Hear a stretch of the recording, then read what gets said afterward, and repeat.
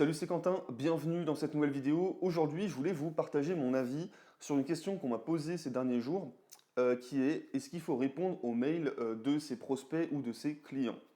En fait, il y a deux écoles un petit peu chez les blogueurs. Il y a une partie qui disent que oui, il faut répondre absolument aux mails parce que voilà, ça crée un lien avec son audience, ça permet de faire des ventes potentielles. Et il y a une autre partie qui dit que non, il ne faut pas répondre, il faut savoir prendre de la distance avec son audience, parce que ça fait perdre du temps de répondre à tout le monde, et que quand on perd du temps, bah, on ne crée pas du contenu à côté, etc. etc. Alors c'est vrai que les deux points de vue sont OK, en fait, hein, les deux points de vue ont des arguments.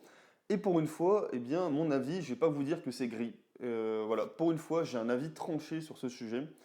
Et je pense que oui, il faut répondre à tout le monde, ou en tout cas faire du mieux possible pour répondre à tous les mails.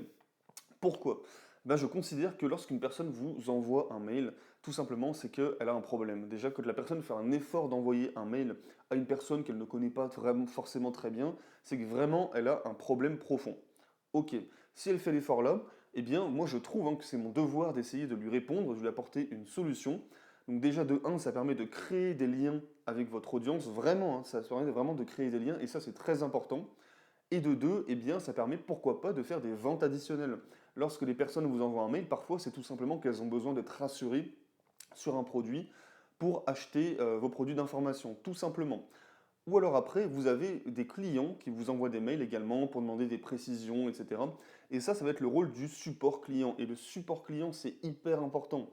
C'est votre publicité en fait sur le long terme. Si vous n'avez pas de support client, si votre support client il est naze, bah, tout simplement ça va se savoir au fur et à mesure. Les gens ils vont dire ouais j'ai acheté ça, il m'a jamais répondu, etc.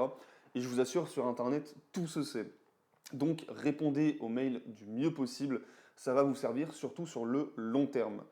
Maintenant, petite parenthèse sur les clients qui vous embêtent un peu, par exemple, qui achètent votre produit d'appel, donc pas du tout cher, et qui vous posent un milliard de questions sur d'autres produits plus chers et qui essaient de grappiller des informations.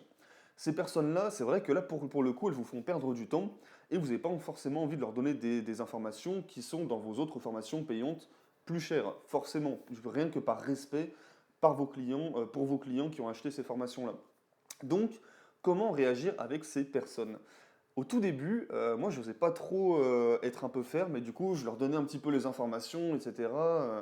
Je me faisais un petit peu marcher sur les pieds entre guillemets parce que bah, voilà, je voulais pas être trop méchant au tout début. Et puis avec le temps, j'ai appris que en fait ces personnes-là, ça servait à rien d'être trop gentil avec elles et qu'il valait mieux être ferme et que c'était la bonne solution. Donc ces personnes-là maintenant, qu'est-ce que je leur dis? Lorsqu'elles m'achètent mon produit d'appel et qu'elles me posent des questions sur d'autres produits plus chers, eh bien je leur dis bah écoute, justement j'ai fait des formations exprès sur la question que tu as posée. Pour y accéder, je te mets le lien juste ici, tu peux cliquer dessus pour y accéder. Tout simplement. Et là, deux cas de figure, soit la personne, elle vous renvoie un mail en vous disant, bah écoute, merci, je vais regarder, etc. Soit elle vous répond pas parce qu'elle n'a pas réussi à avoir les informations gratuitement. Eh bien, tant pis, c'est pas grave. C'est le genre de client, ces clients un petit peu, entre guillemets, un peu chiants, ben nous, on n'en veut pas. Enfin, moi, j'en veux pas.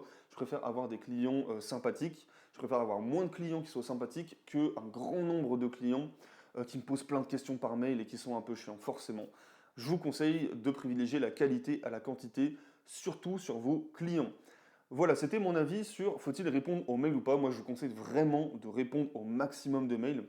Même si voilà, sur deux de mes blogs sur les étudiants maintenant, j'ai délégué ça à des étudiants et des étudiantes qui sont encore dans notamment les BTS en question, qui sont plus aptes à répondre aux questions parce qu'elles sont dans le truc et tout. Moi maintenant, ça fait plusieurs mois que je m'en suis un peu détaché. Mais voilà, sinon sur mes autres blogs, c'est moi qui réponds à 100% de mes mails.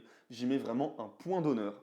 Maintenant, si vous voulez apprendre un petit peu l'envers du décor, comment je m'occupe de mes différents blogs, comment j'arrive à générer des revenus passifs et comment je suis devenu indépendant financièrement avec mes blogs, eh bien écoutez, ce que je vous propose, c'est que vous pouvez aller juste dans la description, vous rentrez votre adresse mail en cliquant sur le lien et je vous envoie une série de vidéos offertes privées où je vous explique tout l'envers du décor par rapport à tous mes blogs.